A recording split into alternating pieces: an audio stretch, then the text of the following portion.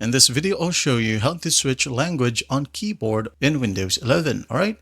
It is an easy task. Just go ahead over to your Start menu, right-click on it, and go to Settings. Click on Settings. Down here in the left pane, go ahead and go to Time and Language. Click on it.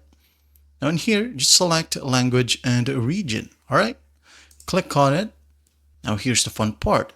Just go ahead and add a language.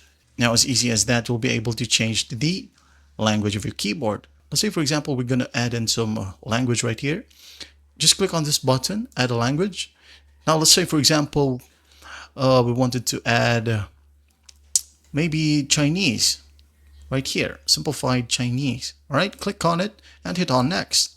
As you can see, as an optional language feature, it will require to download. Just hit on install and wait for the process to finish.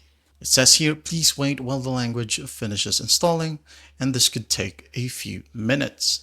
Let's just wait for it. And as you can see, it is done. Chinese language pack is installed. So what we're going to do to test it out is just go ahead over to your search bar and type in on-screen keyboard. All right, click on it. As you can see, for now it is set to English, as English is my main language in this system. So what we're going to do to change this is just go ahead over to your taskbar right here, click on English, and go ahead over to your added language. All right, we're going to click on Chinese simplified, and as you can see here, as easy as that, we just changed it. All right, so you can see, that's basically how you do it. Well, I hope this video helps, and I'll see you in the next one.